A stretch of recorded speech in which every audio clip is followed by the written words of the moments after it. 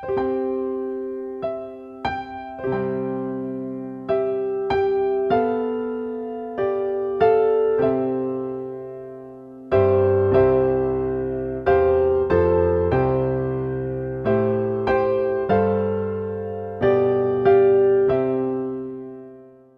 pagi pendengar setia Radio Cakrawala yang diberkati Tuhan.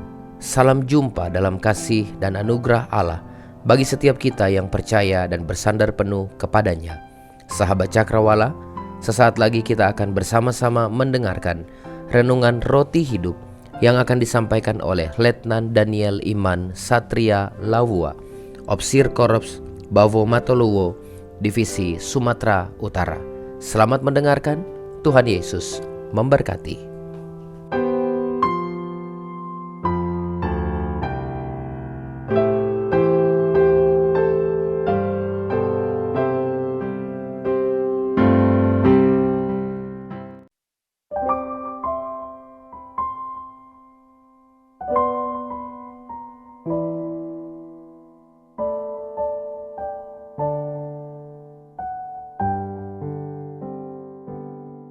Shalom, selamat pagi sahabat Cakrawala yang diberkati oleh Tuhan.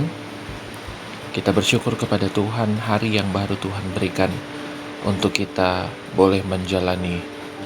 Dan sebagai orang-orang yang percaya kepada Tuhan, biarlah kita kembali mengawali hari kita dengan kita mendengarkan serta merenungkan firman Tuhan lewat siaran Radio Cakrawala, secara khusus perenungan roti hidup yang akan kita dengarkan bersama-sama saat ini. Kembali saya Letnan Daniel Iman Satria Lawua akan membagikan berkat melalui firman Tuhan kepada kita sekalian. Pertama-tama saya mohon maaf jikalau suara agak sedikit berisik karena di Nias, di tempat kami melayani, sementara hujan ini ya, tetapi biarlah suara saya tetap terdengar dengan baik dan kita sekalian akan menikmati berkat melalui firman Tuhan yang kita renungkan. Baik saudara, kita awali perenungan kita pada pagi hari ini dengan kita terlebih dahulu berdoa kepada Tuhan. Tuhan Yesus yang ada di dalam surga, kami kembali datang kepadamu pada pagi hari ini, menaikkan ungkapan syukur kami dan rasa terima kasih kami karena Tuhan kembali memberkati kehidupan kami. Saat ini kami akan menjalani kehidupan kami, dan kami mohon tuntunan firman-Mu terlebih dahulu boleh kami dengarkan dan kami renungkan bersama. Berkati kami semua ya Tuhan saat ini. Dalam nama Tuhan Yesus kami berdoa. Amin. Sahabat Cakrawala yang diberkati oleh Tuhan, pada pagi hari ini renungan firman Tuhan saya landaskan di dalam kitab 2 Raja-Raja pasal 6 ayat 1-7. Kitab 2 Raja-Raja pasal 6 ayat 1-7. Pembacaan firman Tuhan di bawah perikop kapak timbul mengapung. Saya akan bacakan bagi kita sekalian, demikian firman Tuhan. Pada suatu hari, berkatalah rombongan Nabi kepada Elisa, "Cobalah lihat, tempat tinggal kami di dekatmu ini adalah terlalu sesak bagi kami. Baiklah kami pergi ke sungai Yordan dan masing-masing mengambil satu balok dari sana, supaya kami membuat tempat tinggal untuk kami." Jawab Elisa, "Pergilah." Lalu berkatalah seorang, "Silakan ikutlah dengan hamba-hambamu ini."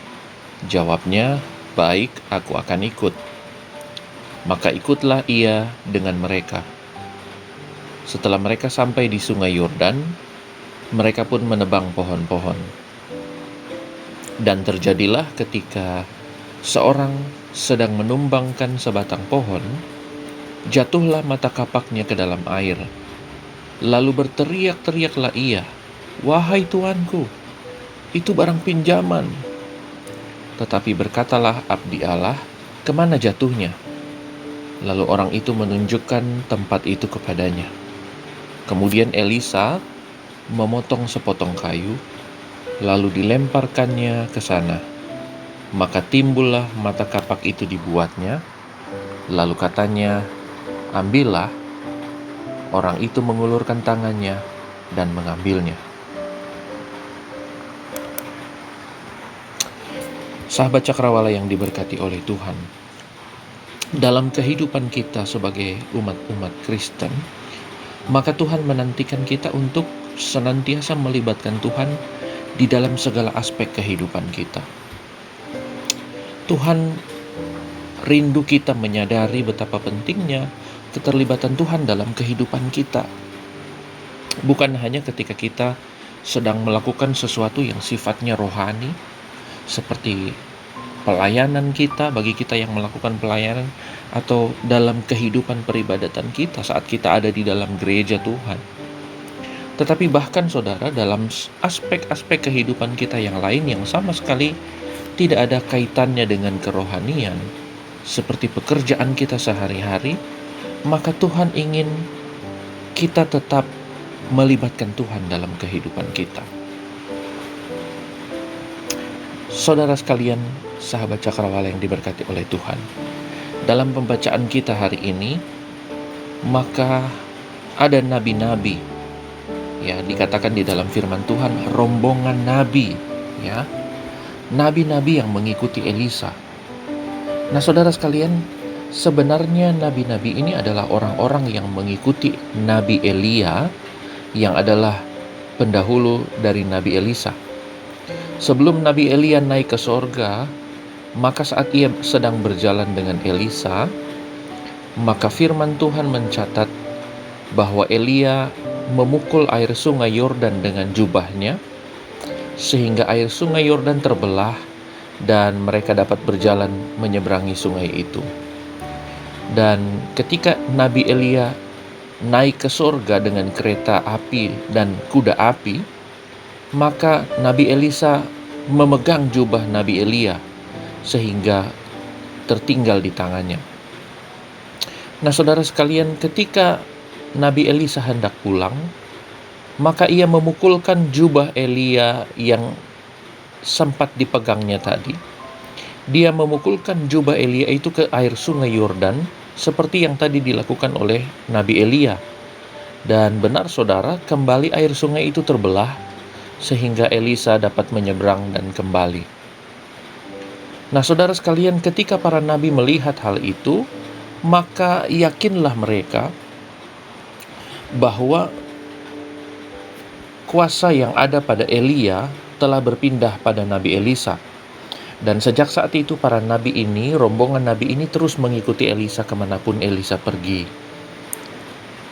Sahabat Cakrawala yang diberkati oleh Tuhan, dalam pembacaan kita hari ini, rombongan nabi yang mengikuti Elisa dikatakan mereka sudah semakin banyak. Ya, sebab sudah semakin banyak orang yang percaya kepada kuasa Allah dan kuasa para nabi yang diutus oleh Tuhan. Sehingga mereka datang kepada Elisa dan memberitahukan kepada Elisa bahwa tempat tinggal mereka sudah semakin penuh sesak. Dan mereka memohon izin kepada Nabi Elisa untuk mereka dapat kembali pergi ke sungai Yordan untuk mengambil balok-balok kayu dari sana dan untuk mereka membuat sebuah rumah, ya, atau beberapa rumah tambahan untuk mereka tinggal. Nah, saudara sekalian yang diberkati oleh Tuhan, membuat sebuah rumah itu adalah sebuah pekerjaan yang sangat umum, ya. Membuat rumah itu sama sekali tidak ada sifat rohaninya. Semua orang akan membangun rumah bagi dirinya dan juga bagi keluarganya. Bahkan seorang penjahat pun pasti akan membuat rumah untuk dirinya sendiri. Ya. Nah, yang menjadi perhatian kita pada perenungan kita pagi hari ini di dalam pembacaan ini adalah bagaimana Allah dalam situasi yang sama sekali tidak berbau rohani, justru Allah mengizinkan sebuah keajaiban terjadi. Nah, saudara sekalian, sahabat Cakrawala yang diberkati oleh Tuhan, Ketika kita membaca bagian pembacaan firman Tuhan ini, maka kita tidak dapat langsung memahami apa maksud Allah ketika Ia mengizinkan keajaiban ini terjadi, ya, seperti itu. Namun ketika kita membacanya, maka pemikiran kita dituntun pada sebuah pertanyaan, saudara. Ya, kita dituntun pada sebuah pertanyaan, apakah mungkin Tuhan juga akan melakukan keajaiban yang sama dalam kehidupan kita ketika kita melakukan pekerjaan kita yang sama sekali tidak ada hubungannya dengan kehidupan rohani kita? Nah, saudara, jawabannya adalah bisa saja, mungkin saja. Tetapi untuk kita bisa menyaksikan keajaiban Tuhan itu terjadi dalam kehidupan kita, ya, untuk kita bisa mengalami keajaiban Tuhan itu sendiri dalam kehidupan kita sehari-hari, maka ada hal-hal yang Tuhan ingin kita dapat melakukannya terlebih dahulu dalam kehidupan kita. Dan inilah yang menjadi perenungan bagi kita sekalian. Yang pertama, saudara, kita perlu memastikan bahwa kita sedang merencanakan atau sedang melakukan sesuatu yang berkenan di hadapan Tuhan. Ya, saya ulangi, kita perlu memastikan bahwa kita sedang merencanakan atau kita sedang melakukan sesuatu yang berkenan di hadapan Tuhan. Sesuatu yang bertujuan untuk mendatangkan kebaikan bagi kehidupan kita dan bagi kehidupan orang-orang yang ada di sekitar kita. Artinya, saudara, kita bukan sedang melakukan sesuatu yang salah, bukan sedang melakukan sebuah rancangan jahat, atau bukan sedang melakukan sesuatu yang bertujuan untuk merugikan orang lain. Sahabat Cakrawala yang diberkati oleh Tuhan, rombongan nabi yang mengikuti Elisa ini, saudara, mereka tidak sedikit. Firman Tuhan mencatat bahwa ketika Nabi Elia masih bersama dengan Nabi Elisa, maka jumlah rombongan nabi ini saja mereka sudah di atas 50 orang banyaknya. Dan firman Tuhan mencatat bahwa jumlah mereka semakin banyak. Dan oleh karena itulah, saudara, dalam pembacaan kita pada pagi hari ini, para nabi mereka merasa bahwa mereka tidak mau menyusahkan Nabi Elisa dengan keberadaan mereka yang semakin berdesak-desakan tinggal di dekat Elisa. Sehingga mereka berniat untuk membangun sebuah pemukiman khusus atau sebuah perumahan untuk mereka tinggal secara terpisah dari Elisa.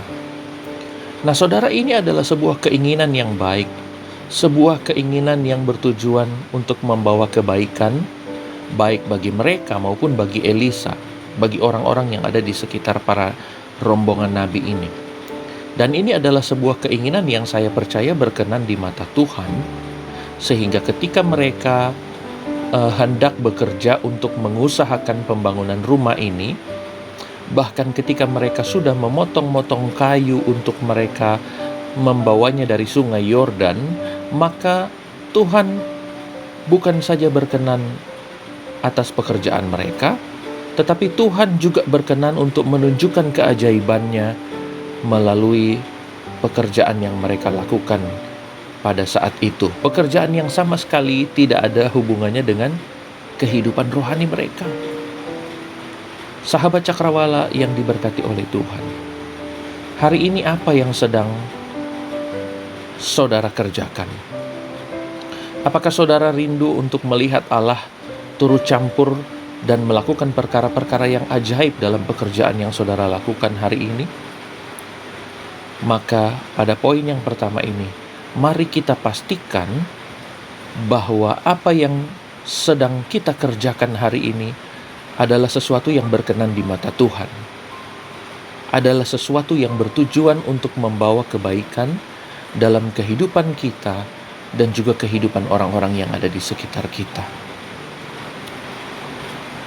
Lalu bagian yang kedua, saudara, supaya kita dapat menyaksikan keajaiban-keajaiban Tuhan lakukan di dalam kehidupan kita sehari-hari, maka yang kedua adalah kita perlu memastikan bahwa ada keterlibatan hamba Tuhan di tengah-tengah pekerjaan kita, sebagai bagian dari keterlibatan Allah di tengah-tengah pekerjaan kita. Ya, kita perlu memastikan bahwa ada keterlibatan hamba Tuhan di tengah-tengah pekerjaan kita sebagai bagian dari keterlibatan Allah di tengah pekerjaan kita. Sahabat Cakrawala yang diberkati oleh Tuhan, ketika para nabi ini hendak berangkat untuk mengambil kayu-kayu dari sungai Yordan, maka seorang di antara rombongan ini berkata kepada Nabi Elisa supaya Elisa ikut bersama-sama dengan mereka dan mendampingi mereka selagi mereka bekerja. Lalu ayat yang ketiga, saudara ya, ayat yang ketiga dalam pembacaan kita, lalu berkatalah seorang, silakan ikutlah dengan hamba-hambamu ini. Lalu Elisa menjawab, baik, aku akan ikut. Nah, saudara yang diberkati oleh Tuhan, ketika Nabi ini meminta Elisa untuk ikut bersama dengan mereka, maka ada sebuah keyakinan dalam hatinya bahwa bila ada hamba Allah yang ikut terlibat dalam kegiatan yang mereka lakukan, maka akan ada pertolongan Tuhan dinyatakan. Ya, ketika seorang hamba Tuhan terlibat dalam kegiatan yang mereka lakukan pada waktu itu, maka pertolongan Tuhan akan dinyatakan. Meskipun saudara mereka tidak menyangka bahwa bukan saja pertolongan mereka dibuat berhasil dalam pekerjaan mereka, tetapi bahkan Tuhan mengizinkan terjadi sebuah keajaiban ketika ada seorang hamba Allah yang terlibat dalam pekerjaan mereka. Nah, saudara sekalian yang diberkati oleh Tuhan, sahabat Cakrawala, keyakinan yang dimiliki oleh para nabi ini adalah kira-kira serupa dengan keyakinan yang ada di dalam hati seorang panglima barak. Ya, kalau saudara membaca di dalam kitab Hakim-Hakim, maka ada cerita mengenai seorang hakim wanita yang namanya Deborah. Maka dalam satu bagian dalam kehidupan Deborah, seorang panglima barak datang dan meminta Deborah untuk pergi beserta dengan panglima barak ini untuk maju ke medan perang. Nah, saudara, ini adalah sesuatu yang di mata manusia secara umum dianggap tidak perlu. Sebab mana ada namanya seorang panglima perang, saat dia akan berangkat perang bersama dengan tentaranya, maka dia meminta seorang wanita untuk mendampingi dirinya dan pasukannya untuk berperang. Tetapi saudara, dalam iman Kristen, maka kita menemui ada satu keyakinan dalam hati seorang barak, bahwa dengan keterlibatan seorang hamba Allah di tengah-tengah pekerjaan yang mereka lakukan, maka akan ada keberhasilan, bahkan ada kemenangan yang Tuhan izinkan terjadi. Dan memang benar saudara, ketika Deborah ikut beserta dengan panglima barak, maka orang Israel menang di dalam pertempuran. Ya. Nah, saudara, inilah yang kita perlu perhatikan. Ketika para nabi ini meminta Elisa untuk pergi beserta dengan mereka dalam pekerjaan mereka, ketika mereka meminta Elisa untuk terlibat sebagai hamba Tuhan di dalam pekerjaan mereka, maka keajaiban terjadi ketika Allah menunjukkan pertolongannya melalui kehadiran Elisa. Nah, sahabat Cakrawala yang diberkati oleh Tuhan, jika saja saat itu para nabi itu tidak meminta Elisa untuk mendampingi mereka, maka tentu saja ceritanya berbeda. Mereka tidak akan menyaksikan keajaiban yang bisa saja Allah kerjakan di tengah-tengah pekerjaan mereka sehari-hari. Dan dengan demikian, bisa saja waktu itu pemikiran mereka tidak terbuka bahwa Tuhan akan menolong kita bahkan dalam kehidupan kita sehari-hari yang sama sekali nggak ada kaitannya dengan kehidupan rohani kita. Maka hari ini saudara sekalian, sahabat Cakrawala yang diberkati oleh Tuhan, mari kita memastikan, ya, sebagai poin yang kedua, mari kita memastikan bahwa ketika kita bekerja, maka pastikanlah kita memohon keterlibatan Tuhan melalui hambanya untuk menuntun kita. Mungkin saudara tidak selalu seorang hamba Tuhan harus ada dan mendampingi kita saat kita bekerja setiap harinya. Namun saudara, ketika kita meminta para hamba Tuhan untuk berdoa bagi pekerjaan yang Anda lakukan, ya, yang tentu berkenan di hadapan Allah, maka saat itu juga saudara harus kita meyakininya bahwa kita sedang mengizinkan seorang hamba Tuhan untuk juga terlibat dalam pekerjaan kita. Dan percayalah saudara bahwa saudara sedang membiarkan atau melihat Allah mulai bekerja, mulai terlibat dalam pekerjaan yang kita sedang lakukan.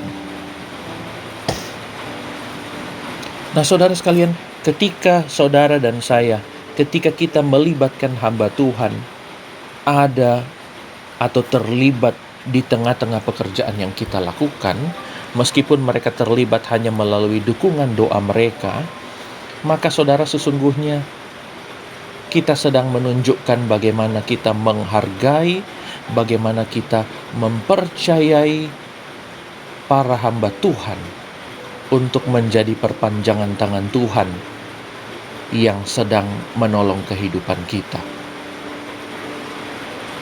Itulah sebabnya saudara, dalam kepanitiaan biasanya kita akan menemukan kalau kepanitiaan organisasi-organisasi Kristen, maka kita akan temukan di situ ada seksi doa.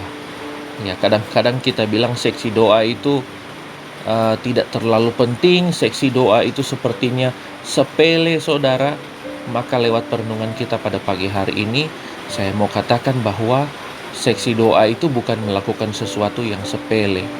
Karena justru ketika kita membiarkan para hamba Tuhan berdoa bagi pekerjaan yang kita lakukan, maka sesungguhnya ada keajaiban yang Tuhan mau izinkan terjadi dalam pekerjaan yang saudara dan saya lakukan. Nah saudara sekalian, poin yang terakhir dalam perenungan roti hidup pada pagi hari ini, poin yang ketiga, bagaimana supaya kita bisa menyaksikan keajaiban Tuhan buat di dalam pekerjaan kita sehari-hari. Poin yang ketiga pada pagi hari ini adalah kita perlu memastikan bahwa kita mau menyampaikan kesalahan atau kelalaian kita dalam pekerjaan yang kita lakukan, dan bukan justru menutup-nutupi kesalahan kita. Saudara, salah satu kelemahan manusia adalah kita ini sulit untuk mengakui kesalahan yang kita lakukan. Ya. Biasanya karena harga diri, maka seseorang akan sangat sulit untuk mengakui kesalahan yang telah ia buat kepada sesamanya. Padahal sebenarnya semakin cepat kita mau mengakui kesalahan kita, maka semakin cepat pula kita akan mengalami proses untuk memperbaiki kesalahan yang telah kita lakukan. Nah sahabat Cakrawala yang diberkati oleh Tuhan, ketika seorang di antara para nabi itu dikatakan ketika ia menumbangkan sebatang pohon, maka mata kapak yang ia pakai terjatuh ke dalam air sungai Yordan. Nah firman Tuhan mencatat bahwa mata kapak yang jatuh tersebut adalah sebuah pinjaman, ya.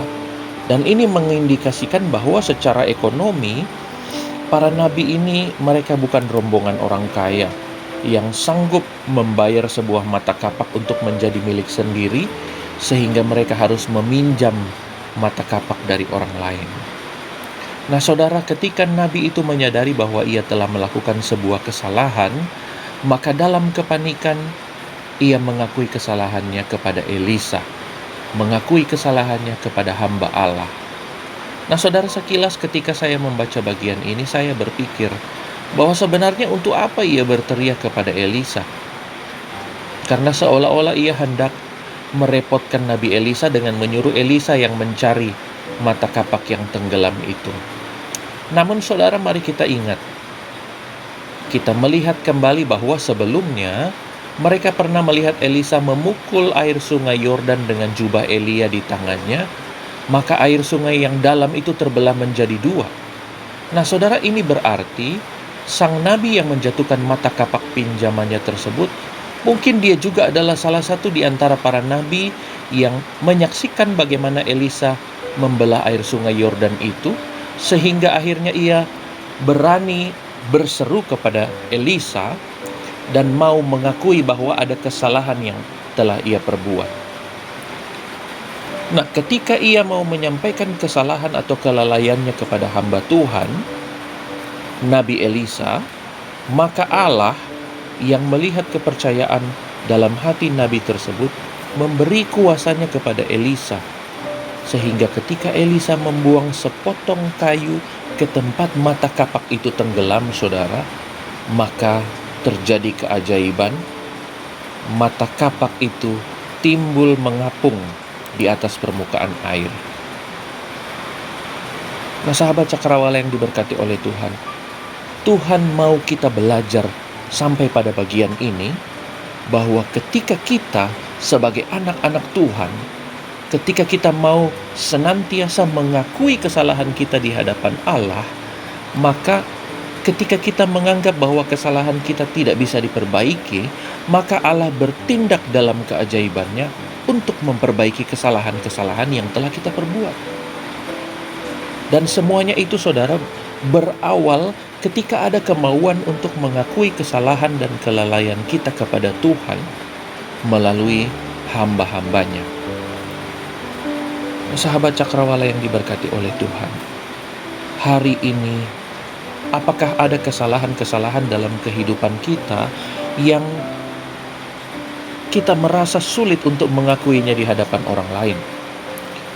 Ketahuilah, saudara, bahwa Tuhan ingin kita mengakuinya di hadapan Tuhan dan di hadapan para hamba Tuhan, supaya ketika kita mau mengakui kesalahan-kesalahan kita, maka Allah dalam kuasanya melalui para hamba Tuhan akan sanggup melakukan keajaiban dalam kehidupan kita.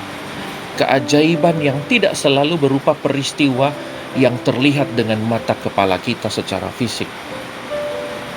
Saudara sekalian yang diberkati oleh Tuhan, mata kapak yang tadinya tenggelam lalu kemudian timbul mengapung ini juga merupakan sebuah pengingat bagi kita bahwa meskipun mata kapak adalah sebuah batu yang begitu berat dan tidak bisa mengambang, tetapi kuasa Tuhan sanggup membuat mata kapak ini naik ke permukaan, mengapung, sehingga terlihat dan dapat diambil kembali. Maka demikianlah, saudara, Tuhan berkuasa dalam kehidupan kita untuk mengubah hidup kita yang sudah tenggelam di dalam dosa dan kejahatan untuk dapat kembali mengapung, terangkat kembali di permukaan, menjadi ringan, lepas dari jerat dosa yang menenggelamkan kita. Sahabat Cakrawala yang diberkati oleh Tuhan,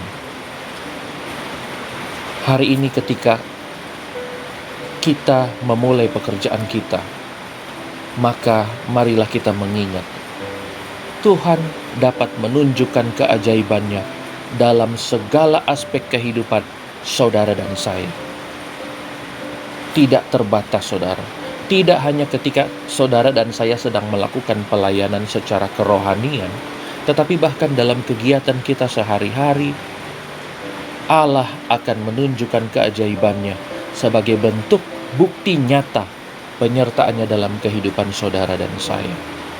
Allah akan menunjukkan keajaibannya kepada kita bila kita memang memerlukannya. Dalam hal sekecil apapun, yang di hadapan sesama kita adalah sesuatu yang sepele. Selamat mengalami keajaiban Tuhan dalam kehidupan kita. Tuhan Yesus memberkati dan mengasihi kehidupan kita sekalian. Mari kita satu di dalam doa. Terima kasih ya Tuhan untuk firman-Mu yang pada pagi hari ini kembali menuntun kami untuk hidup berserah kepada Tuhan. Kami mengakui di hadapan Tuhan bahwa kami merindukan Tuhan untuk senantiasa turut campur dalam hidup kami, membawa kebaikan. Dan kami menantikan ya Tuhan, bukan saja ketika kami sedang melakukan hal-hal yang rohani, tetapi bahkan ketika kami menjalani hidup kami setiap harinya dalam pekerjaan-pekerjaan kami, maka kami boleh menyaksikan keajaiban-keajaiban Tuhan dinyatakan dalam kehidupan kami. Terima kasih ya Tuhan, kami mengucap syukur untuk firman-Mu yang begitu jelas menyampaikan kepada kami apa yang Tuhan rindukan untuk ditunjukkan kepada kami sebagai anak-anak Tuhan, bahwa Tuhan senantiasa hendak membawa kebaikan dalam kehidupan kami. Terima kasih Bapa di dalam surga, inilah doa kami. Tuntun kami menjalani hidup kami hari ini. Di dalam nama Tuhan Yesus kami sudah berdoa. Amin. Tuhan Yesus memberkati kita. Selamat pagi. Shalom.